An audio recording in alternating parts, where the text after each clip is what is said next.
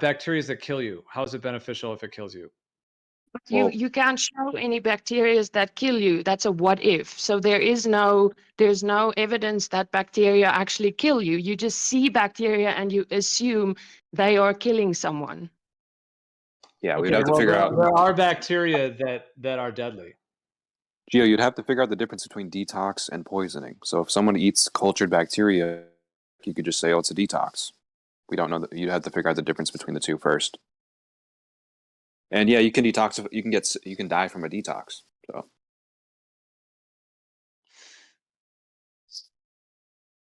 I would say you just look into what Ajna says about the difference between. But die from I mean, for example, ayahuasca never kills you. Like it detoxifies you, but it's never going to kill you. I would say ayahuasca is a true medicine. Meaning, like to me, a true medicine is something that causes no harm. It causes no actual harmful effects and only beneficial effects. That's like one way to perceive. And I'm not talking about like mainstream medicine, chemicals and stuff. I'm talking about like the term medicine in that sense. And some of these bacteria or parasites that can cause wicked illnesses. I mean, you may have heard there was a guy who came in the other day. He had two people in his life, his father and then his a friend of his. They both were diagnosed with like, stage 4, stage 5 cancer, severe. And he had heard that there are parasites that can actually cause cancer. These parasites like release cancer into the body, basically, like they live in your body and then release cancer into your body. He had heard that. And there's a drug, a pharmaceutical drug. It's called like femdemdazole or something. I'd have to go remember the name of it. But anyways, there's this, farbendazole, something like that. Anyways, I'd have to go get the exact name. It is a canine anti-worming drug. So it's actually for dogs. It's similar to ivermectin in some ways, but it's slightly different. But it is like in a similar, somewhat category as ivermectin, I think. But anyways, it's basically they give it to dogs for anti-worming to get parasites out. And he convinced his father and his friend to, before they did any crazy chemotherapy, to take this canine anti-dewormer, drug, basically, right. Compound. And, they took whatever the dosage, once a day, whatever it is. And both of their cancers were completely resolved, completely healed. And the doctors were blown away. Well, never seen anything like it. So that's very interesting. Nothing releases cancer inside your body, bro, like that. You just said that some parasite. No, nothing releases cancer inside your body. Cancer is due to intoxication over a period of time. That's how cancers actually happen. They don't. I would argue that the cancer is actually beneficial, and you can poison the body and prevent detox. So you can actually prevent tumors by poisoning the body. And I've actually known people who cured cancer with vaccines, getting poisoned with heavy metals, prevented or cured a tumor. But they didn't dissolve and remove the poisons that initially caused the cancer. They prevented the collection of the toxins. They prevented the detox. Yeah. So that's what it's really just. Yeah, I mean, of course, everybody's free to have their viewpoint on this. It's a big topic for sure. So instead, the reason why we are in this mess is because all these pharmaceutical drugs, what they do is they, keep the poison within the body for a longer period of time. Since childhood, and eventually after a certain period of time, you get cancer. So instead of doing that, they should, develop new methods of, releasing the toxins. They should, try to find different methods of detoxification instead of, just drugging people with all these, all these Rockefeller medicine. You know what I mean? So that's the issue. Yeah. I mean, you were saying just add a few words. Hold on, Jen. Let me just say real quick. You were saying, and you can go next, but unless Tyler wants to respond. But Jen, you can come in a sec. Let me just say, just to finish that point. Oh gosh, what was the point you were just making? Pharmaceutical medicine. Pharmaceutical medicine. That's what I was talking about. That they drug people instead of detoxifying them, and that's why the cancers and all these diseases happen.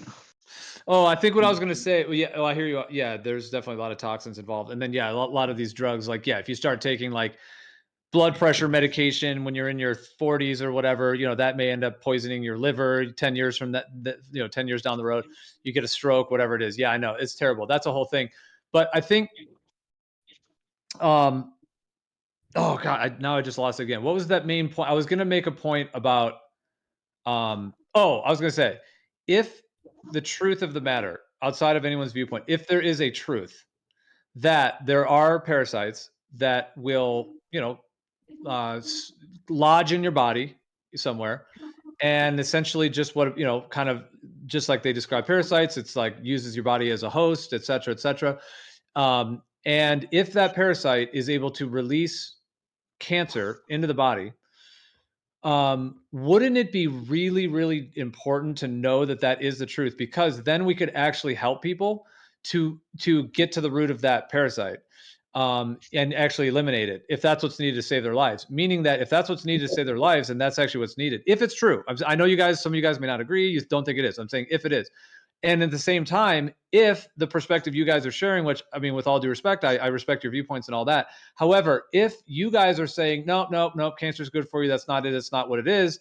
And then what if whatever treatments you give them or your ideas doesn't actually save them? Because if there is the actual parasite that's in there, by you saying it doesn't exist, you're actually missing out on the potential to actually help them. If it's true. I'm just saying, I just might be worth considering the implications for these modalities. Okay. Let me answer that. Listen, the problem here is, I understand your point of view that we should not take risks. The problem is there is no evidence to prove that parasites are the ones who are causing it. And secondly, cancer is not what you think it is. Cancer is not something that something releases inside your body. That's not what it is. You're viewing it incorrectly. It's the accumulation of toxins over a period of time, which leads to what we call as the symptoms of what we call as cancer. You know what? You understand? You understand what I'm saying? It's not a thing that just happens. It's just something that happens due to years and years of intoxication. So by itself, cancer is a symptom which is a result of something that was happening for a long period of time. So the parasites and all these things, there is no evidence that they cause it.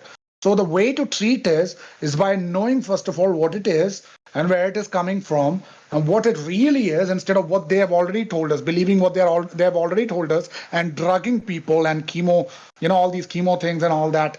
So that is the way to go. Charles. Hold on, man. Let me jump in. Hold on. You said a lot. Let me just try to say one thing there before you keep going. Let's try to keep our points one at a time if we can. Anyways, you said there's no evidence that parasites cause illness. I would say there absolutely is, man. Like, hold on. Let me finish. Even if you don't like what I'm saying, let me finish, please. You have to let people finish. Okay, I would say that is absolutely false. There is massive, massive amount of evidence. For example, same with parasites. Like, you can actually isolate a parasite, see what it is. You can have parasite in particular water.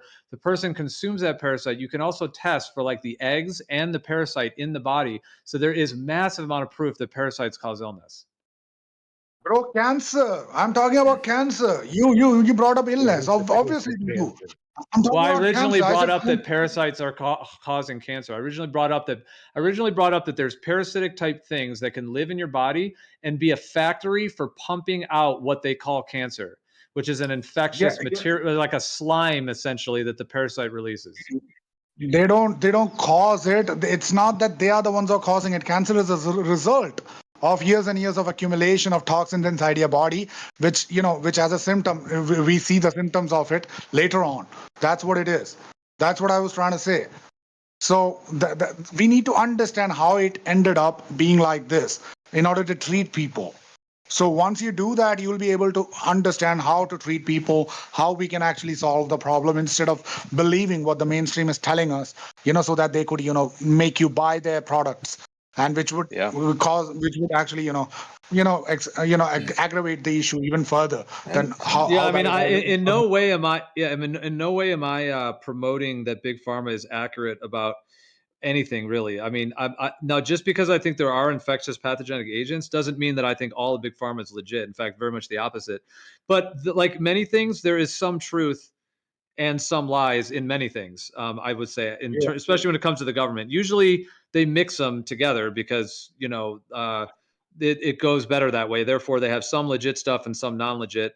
So in terms of their understanding of pathogenic, I mean, if we're talking about like bacteria, a lot of molds and funguses, parasites, let's just go just with those categories.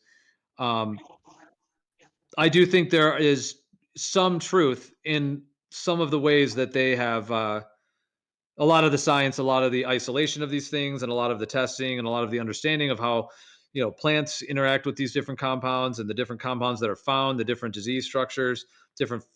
all of these different types of there's a whole pantheon. I mean, this is a huge field, man. And yeah, viruses, there is some sketchy stuff with viruses. I think that's a whole nother topic. That's like a thing in and of itself. That's where there is a lot of deception. But yeah, I just think there's parts of big pharma, at least part of what they're doing, that is legitimate, part of the science, as it were. The bedrock of the corruption of the big pharma, the bedrock, the main cornerstone is this germ theory. Once this germ theory gets disproven, their entire house of cards, falls down. That is why this needs to be disproven. All the things that you saw, C19, it has to do with, it's not just C19, the Hong Kong flu, the AIDS pandemic, the SARS flu, all of it has to do with this false theory, which is actually false. Most people don't realize. So that's what it is. Well, I know. I mean, you're asserting that, but I think there's already massive amounts of very direct evidence that you can actually validate for yourself that these things exist and cause illness. No, they don't. There's no evidence that bacteria causes illness. There's not a single one. In New York. Well, again, I mean, there's bacterias that can be isolated, they can be put into the body, and then there can be direct effects that can be measured and observed in the body to be occurring as a result of that bacteria. So I don't know what more. I mean, if that's not, however you come to your conclusions is fine. But in terms of, the scientific method and being able to do like dependent and independent variables, and to be able to do everything that they do within the fields of science, like not all of these scientific fields are just completely BS. Like just because the Earth's not a globe, in my viewpoint, it doesn't mean that, all of these other fields, that everything's garbage and everything's backwards. I mean, there are some things that are legit in the world. Now, I know you're saying that, the idea of bacteria causing illness is not, it's your theory or your idea. I think it's already been proven and validated so thoroughly that this is not going to be one of the, this is not going to, bro, you got to let people finish. I don't think this is going to be one of the things that is ever going to be, eliminated from our understanding. Let me answer that. It hasn't been proven. This is not true. Koch postulate has never been proven. This idea that, bacteria actually cause disease hasn't been proven. Koch postulate has never been proven. Nobody has ever, there's a Koch Institute out there. There are so many scientists and doctors who are actually disproving it. This whole theory everywhere. You can actually read it up, read their works, read their experiments. There are so many of them. I think Scoglio is one of them, and then there is what's his name? Stephen Lanka. Yeah, there are so many people who are actually disproving this theory openly and telling everyone that this is not true. That's like the globe, just like the flat earthers are disproving the globe. That's exactly how it is. So yeah, you're right that, all the scientific theories are not nonsense just because Earth is not a globe. Yeah, but then how do we know which one is true, which one isn't? That is a thing, because they lie about so many things. So that is exactly what I mean. Gio, are you there? Yeah. Yeah, so that's what I was trying to say. You can actually look it up. The germ theory lie.